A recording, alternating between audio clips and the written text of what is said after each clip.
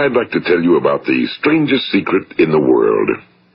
Some years ago, the late Nobel Prize-winning Dr. Albert Schweitzer was being interviewed in London, and a reporter asked him, "Doctor, what's wrong with men today?" And the great doctor was silent a moment, and then he said, "Men simply don't think." It's about this that I want to talk with you. We live today in a golden age. This is an era that man has looked forward to, dreamed of, and worked toward for thousands of years. But since it's here, we pretty well take it for granted. We in America are particularly fortunate to live in the richest land that ever existed on the face of the earth, a land of abundant opportunity for everyone. But do you know what happens? Well, let's take 100 men who start even at the age of 25. Do you have any idea what will happen to those men by the time they're 65? These 100 men who all start even at the age of 25 believe they're going to be successful. If you asked any one of these men if he wanted to be a success, he'd tell you he did. And you'd notice that he was eager toward life, that there was a certain sparkle to his eye, an erectness to his carriage, and life seemed like a pretty interesting adventure to him. But by the time they're 65, 1 will be rich. 4 will be financially independent. 5 will still be working. 54 will be broke. Now think a moment. Out of the 100, only 5 make the grade. Now why do so many fail? What has happened to the sparkle that was there when they were 25? What's become of the dreams, the hopes, the plans? And why is there such a large disparity between what these men intended to do and what they actually accomplished? When we say about 5% achieve success, we have to define success. And here's the best definition I've ever been able to find. Success is the progressive realization of a worthy ideal. If a man is working toward a predetermined goal and knows where he's going, that man is a success. If he's not doing that, he's a failure. Success is the progressive realization of a worthy ideal. Rollo May, the distinguished psychiatrist, wrote a wonderful book called Man's Search for Himself. And in this book he says, the opposite of courage in our society is not cowardice. It is conformity. And there you have the trouble today. It's conformity, people acting like everyone else without knowing why, without knowing where they're going. Now think of it. In America right now, there are over 18 million people 65 years of age and older. And most of them are broke. They're dependent on someone else for life's necessities. Now, we learn to read by the time we're 7. We learn to make a living by the time we're 25. Usually by that time, we're not only making a living, we're supporting a family. And yet, by the time we're 65, we haven't learned how to become financially independent in the richest land that has ever been known. Why? We conform. And the trouble is that we're acting like the wrong percentage group, the 95 who don't succeed. Now, why do these people conform? Well, they really don't know. These people believe that their lives are shaped by circumstances, by things that happen to them, by exterior forces. They're outer-directed people. A survey was made one time that covered a lot of men, working men, and these men were asked, "Why do you work? Why do you get up in the morning?" 19 out of 20 had no idea. If you ask them, they'll say, well, everyone goes to work in the morning, and that's the reason they do it, because everyone else is doing it. Now let's get back to our definition of success. Who succeeds? The only person who succeeds is the person who is progressively realizing a worthy ideal. He's the person who says, I'm going to become this, and then begins to work toward that goal. I'll tell you who the successful people are. A success is the school teacher who's teaching school because that's what he or she wants to do. The success is the woman who's a wife and mother because she wanted to become a wife and mother and is doing a good job of it. The success is the man who runs the corner gas station because that was his dream. That's what he wanted to do. The success is the successful salesman who wants to become a top-notch salesman and grow and build with his organization. A success is anyone who is doing deliberately a predetermined job because that's what he decided to do deliberately. But only 1 out of 20 does that. That's why today there isn't really any competition unless we make it for ourselves. Instead of competing, all we have to do is create. You know, for 20 years, I looked for the key which would determine what would happen to a human being. Was there a key I wanted to know which would make the future a promise that we could foretell to a large extent? Was there a key that would guarantee a person's becoming successful if he only knew about it and knew how to use it? Well, there is such a key, and I've found it. Have you ever wondered why so many men work so hard and honestly without ever achieving anything in particular, and others don't seem to work hard and yet seem to get everything? They seem to have the magic touch. You've heard them say that about someone. Everything he touches turns to gold. And have you ever noticed that a man who becomes successful tends to continue to become successful? And on the other hand, have you noticed how a man who's a failure tends to continue to fail? Well, it's because of goals. Some of us have goals, some don't. People with goals succeed because they know where they're going. It's that simple. Think of a ship leaving a harbor, and think of it with the complete voyage mapped out and planned. The captain and crew know exactly where it's going and how long it'll take. It has a definite goal. Now, 9,999 times out of 10,000, it will get to where it started out to get. Now let's take another ship, just like the first, only let's not put a crew on it or a captain at the helm. Let's give it no aiming point, no goal, no destination. We just start the engines and let it go. I think you'll agree with me that if it gets out of the harbor at all, it will either sink or wind up on some deserted beach, a derelict. It can't go anyplace because it has no destination and no guidance, and it's the same with a human being. Take the salesman, for example. There's no other person in the world today with the future of a good salesman. Selling is the world's highest paid profession, if we're good at it and if we know where we're going. Every company needs top-notch salesmen, and they reward those men. The sky's the limit for them. But how many can you find? Someone once said the human race is fixed, not to prevent the strong from winning, but to prevent the weak from losing. The American economy today can be likened to a convoy in time of war. The entire economy is slowed down to protect its weakest link, just as the convoy had to go at the speed that would permit its slowest vessel to remain in formation. That's why it's so easy to make a living today. It takes no particular brains or talent to make a living and support a family today. So we have a plateau of so-called security, if that's what a person's looking for. But we do have to decide how high above this plateau we want to aim. Now let's get back to the strangest secret in the world, the story that I wanted to tell you today. Why do men with goals succeed in life and men without them fail? Well, let me tell you something which, if you really understand it, will alter your life immediately. If you understand completely what I'm going to tell you from this moment on, your life will never be the same again. You will suddenly find that good luck just seems to be attracted to you. The things you want just seem to fall in line, and from now on you won't have the problems, the worries, the gnawing lump of anxiety that perhaps you've experienced before. Doubt, fear, well, they'll be things of the past. Here's the key to success and the key to failure. We become what we think about. Now let me say that again. We become what we think about. Throughout all history, the great wise men and teachers, philosophers and prophets have disagreed with one another on many different things. It's only on this one point that they are in complete and unanimous agreement. Listen to what Marcus Aurelius, the great Roman emperor, said. A man's life is what his thoughts make of it. Disraeli said this, everything comes if a man will only wait. I've brought myself by long meditation to the conviction that a human being with a settled purpose must accomplish it, and that nothing can resist a will that will stake even existence for its fulfillment. Ralph Waldo Emerson said this, a man is what he thinks about all day long.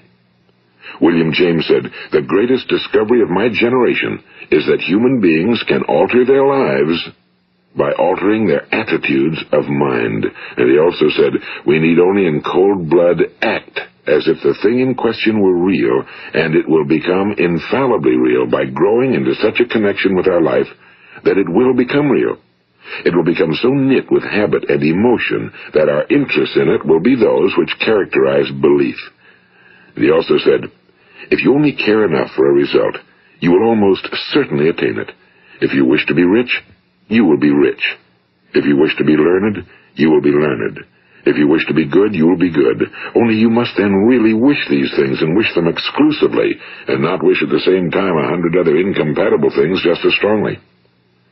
In the Bible you read in Mark 9:23, if thou canst believe, all things are possible to him that believeth.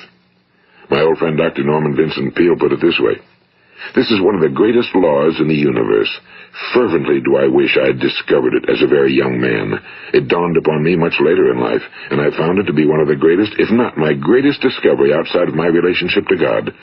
The great law, briefly and simply stated, is that if you think in negative terms, you will get negative results. If you think in positive terms, you will achieve positive results. That is the simple fact, he went on to say, which is at the basis of an astonishing law of prosperity and success. In 3 words, believe and succeed. William Shakespeare put it this way: our doubts are traitors and make us lose the good we oft might win by fearing to attempt. George Bernard Shaw said, people are always blaming their circumstances for what they are. I don't believe in circumstances. The people who get on in this world are the people who get up and look for the circumstances they want, and if they can't find them, make them. Well, it's pretty apparent, isn't it?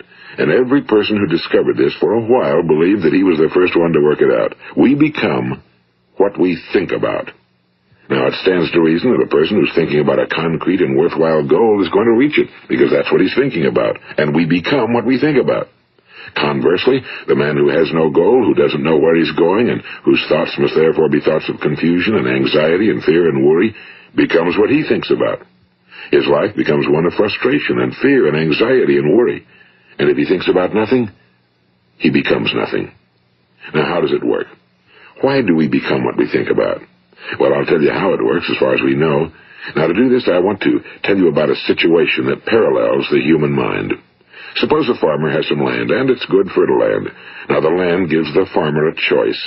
He may plant in that land whatever he chooses. The land doesn't care. It's up to the farmer to make the decision. Now, remember, we're comparing the human mind with the land because the mind, like the land, doesn't care what you plant in it. It will return what you plant, but it doesn't care what you plant. Now let's say that the farmer has 2 seeds in his hand. One is a seed of corn, the other is nightshade, a deadly poison. He digs 2 little holes in the earth and he plants both seeds, one corn, the other nightshade. He covers up the holes, waters, and takes care of the land, and what will happen? Invariably the land will return what's planted. As it's written in the Bible, as ye sow, so shall ye reap. Now remember, the land doesn't care. It'll return poison in just as wonderful abundance as it will corn. So up come the 2 plants, one corn, one poison. Now, the human mind is far more fertile, far more incredible and mysterious than the land, but it works the same way. It doesn't care what we plant. Success, failure. A concrete, worthwhile goal, or confusion. Misunderstanding, fear, anxiety, and so on. But what we plant, it must return to us. You see, the human mind is the last great unexplored continent on Earth. It contains riches beyond our wildest dreams. It will return anything we want to plant. Now, you might say, well, if that's true, why don't people use their minds more? Well, I think they figured out an answer to that one, too. Our mind comes as standard equipment at birth. It's free, and things that are given to us for nothing we place little value on. Things that we pay money for, we value. The paradox is that exactly the reverse is true. Everything that's really worthwhile in life came to us free. Our minds, our souls, our bodies, our hopes, our dreams, our ambitions, our intelligence, our love of family and children and friends and country, all these priceless possessions are free. But the things that cost us money are actually very cheap and can be replaced at any time. A good man can be completely wiped out and make another fortune. He can do that several times. Even if our home burns down, we can rebuild it. But the things we got for nothing, we can never replace. The human mind isn't used because we take it for granted. Familiarity breeds contempt.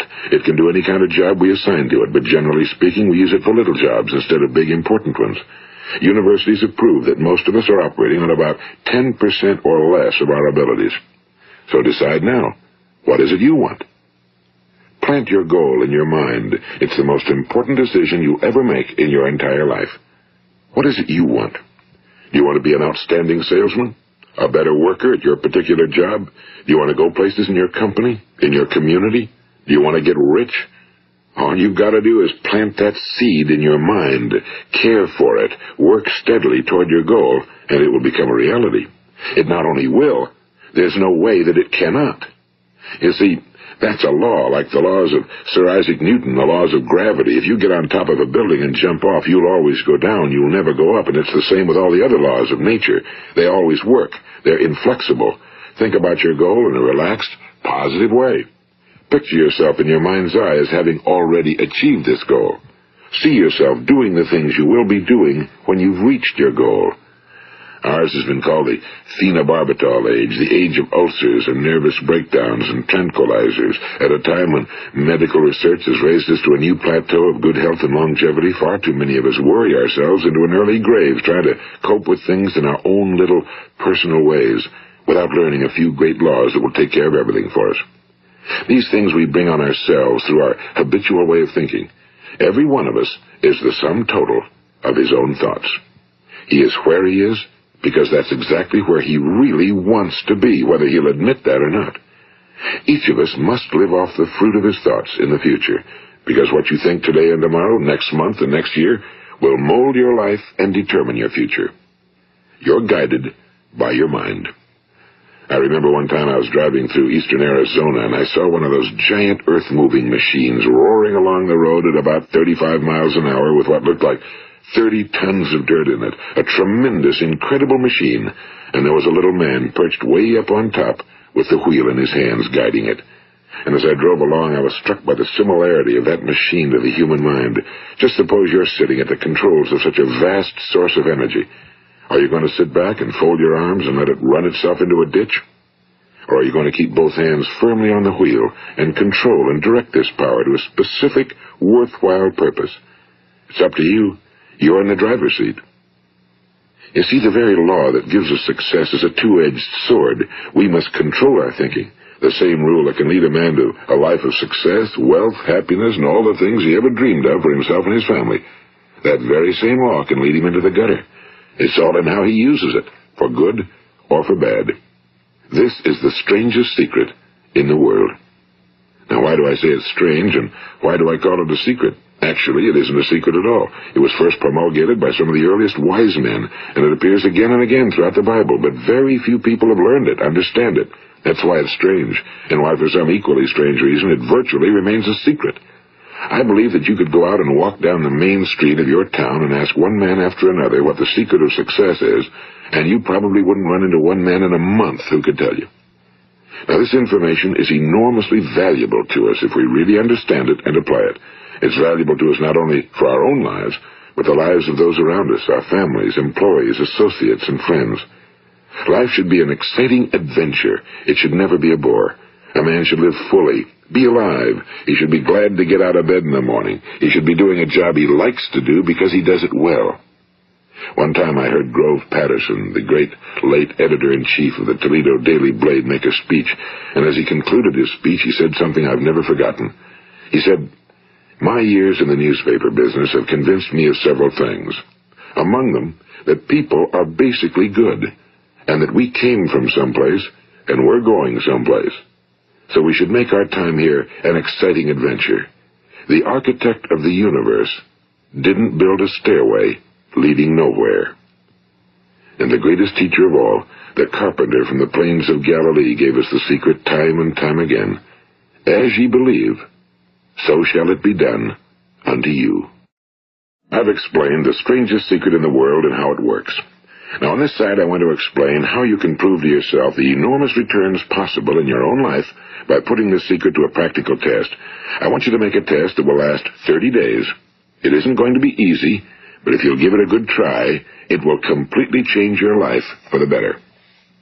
Now, back in the 17th century, Sir Isaac Newton, the English mathematician and natural philosopher, gave us some natural laws of physics which apply as much to human beings as they do to the movement of bodies in the universe. And one of these laws is that for every action, there is an equal and opposite reaction. Simply stated, as it applies to you and me, it means we can achieve nothing without paying the price. The results of your 30-day experiment will be in direct proportion to the effort you put forth. To be a doctor, you must pay the price of long years of difficult study. To be successful in selling, and remember that each of us succeeds to the extent of his ability to sell. Selling our families on our ideas, selling education in schools, selling our children on the advantages of living the good and honest life, selling our associates and employees on the importance of being exceptional people. To, of course, the profession of selling itself.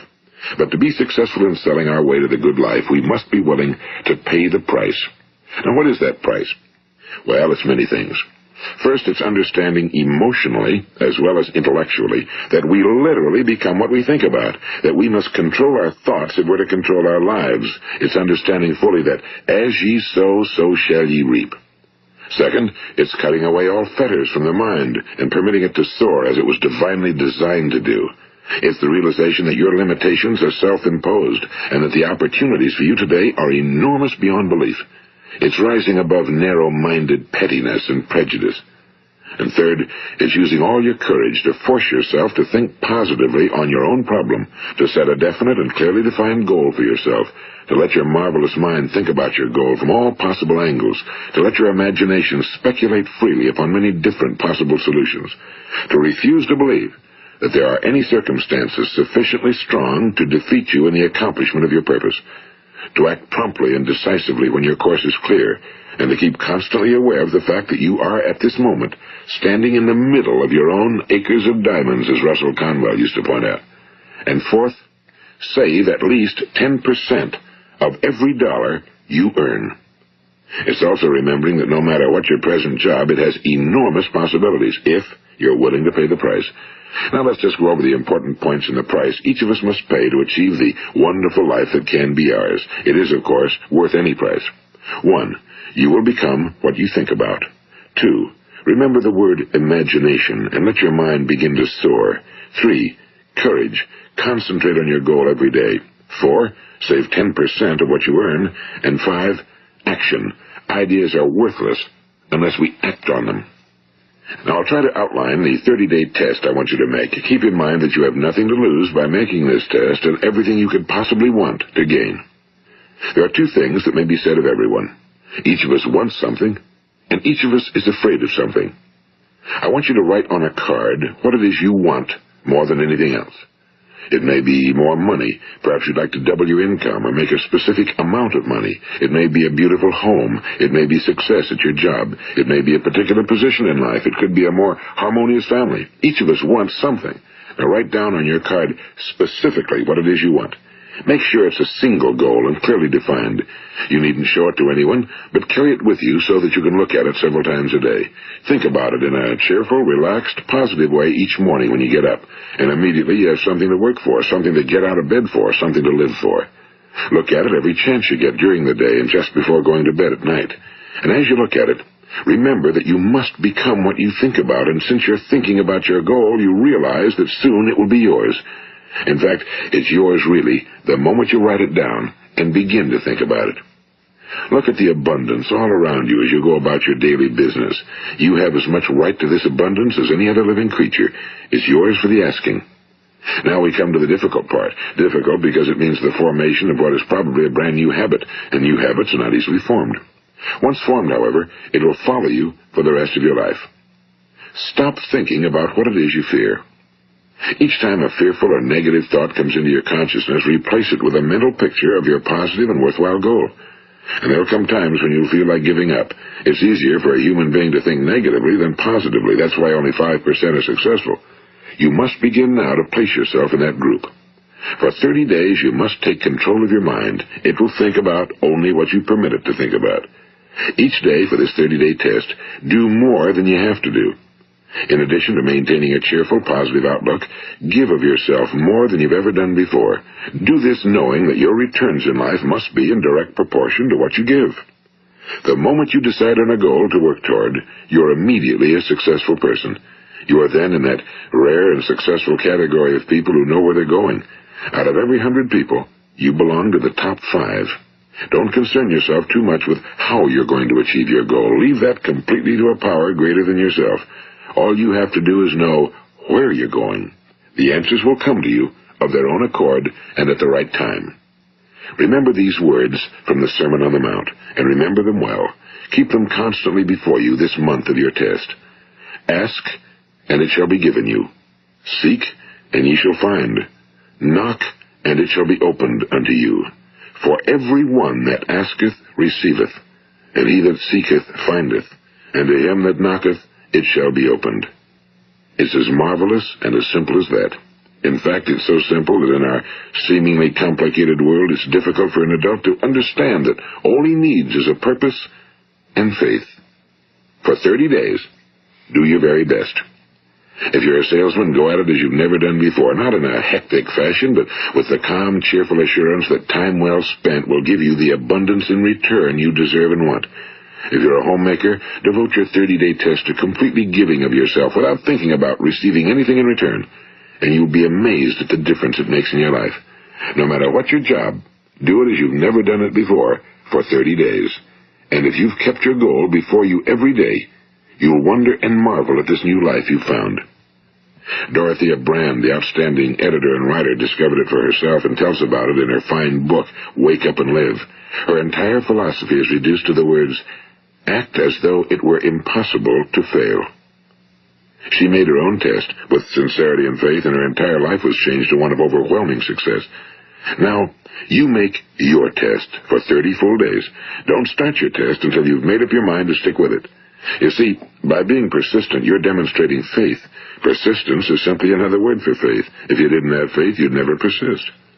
If you should fail during your first 30 days, by that I mean suddenly find yourself overwhelmed by negative thoughts, you've got to start over again from that point and go 30 more days.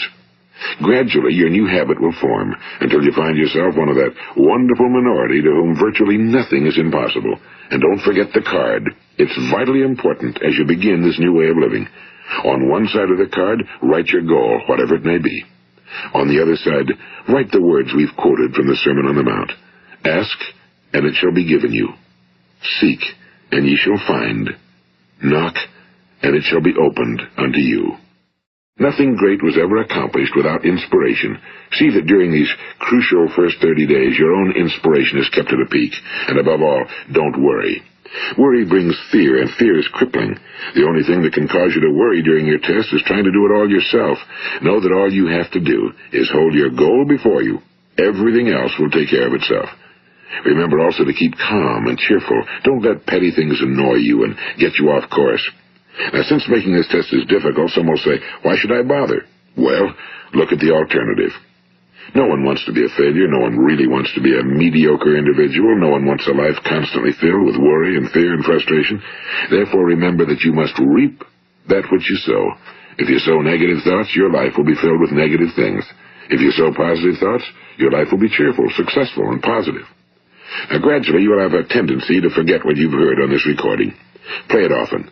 Keep reminding yourself of what you must do to form this new habit. Gather your whole family around at regular intervals and listen to what's been said here. You know, most men will tell you that they want to make money without understanding the law. The only people who make money work in a mint. The rest of us must earn money. This is what causes those who keep looking for something for nothing or a free ride to fail in life. The only way to earn money is by providing people with services or products which are needed and useful. We exchange our time and our product or service for the other man's money. Therefore, the law is that our financial return will be in direct proportion to our service. Now, success is not the result of making money. Making money is the result of success, and success is in direct proportion to our service. Most people have this law backwards. They believe that you're successful if you earn a lot of money. The truth is that you can only earn money after you're successful. It's like the story of the man who sat in front of the stove and said to it, give me heat, and then I'll add the wood. How many men and women do you know, or do you suppose there are today, who take the same attitude toward life? There are millions. We've got to put the fuel in before we can expect heat. Likewise, we've got to be of service first before we can expect money. Don't concern yourself with the money. Be of service. Build, work, dream, create. Do this, and you'll find there's no limit to the prosperity and abundance that will come to you. Prosperity, you know, is founded upon a law of mutual exchange. Any person who contributes to prosperity must prosper in turn himself. Sometimes the return will not come from those you serve, but it must come to you from someplace, because that's the law. For every action, there is an equal and opposite reaction. As you go daily through your 30-day test period, remember that your success will always be measured by the quality and quantity of service you render, and money is a yardstick for measuring this service. No man can get rich himself unless he enriches others. Now, there are no exceptions to a law. You can drive down any street in America and from your car estimate the service that's being rendered by the people living on that street. Had you ever thought of this yardstick before? It's interesting. Some, like ministers and priests and other devoted people, measure their returns in the realm of the spiritual, but again, their returns are equal to their service. Once this law is fully understood, any thinking person can tell his own fortune. If he wants more, he must be of more service to those from whom he receives his return. If he wants less, he has only to reduce his service. This is the price you must pay for what you want. If you believe you can enrich yourself by deluding others, you can end only by deluding yourself. It may take some time, but just as surely as you breathe, you'll get back what you put out. Don't ever make the mistake of thinking you can avert this. It's impossible. The prisons and the streets where the lonely walk are filled with people who tried to make new laws just for themselves. We may avoid the laws of man for a while, but there are greater laws that cannot be broken. An outstanding medical doctor recently pointed out 6 steps that will help you realize success. 1. Set yourself a definite goal. 2. Quit running yourself down. 3. Stop thinking of all the reasons why you cannot be successful and instead think of all the reasons why you can. 4. Trace your attitudes back through your childhood and try to discover where you first got the idea you couldn't be successful, if that's the way you've been thinking. 5. Change the image you have of yourself by writing out a description of the person you would like to be. And 6. Act the part of the successful person you have decided to become. The doctor who wrote those words is a noted West Coast psychiatrist, Dr. David Harold Fink. Do what the experts since the dawn of recorded history have told you you must do. Pay the price by becoming the person you want to become. It's not nearly as difficult as living unsuccessfully. Make your 30-day test, then repeat it again, and each time it will become more a part of you until you'll wonder how you could ever have lived any other way. Live this new way and the floodgates of abundance will open and pour over you more riches than you may have dreamed existed. Money? Yes, lots of it. But what's more important, you'll have peace. You'll be in that wonderful minority who lead calm, cheerful, successful lives. Start today. You have nothing to lose, but you have a whole life to win. This is Earl Nightingale, and thank you.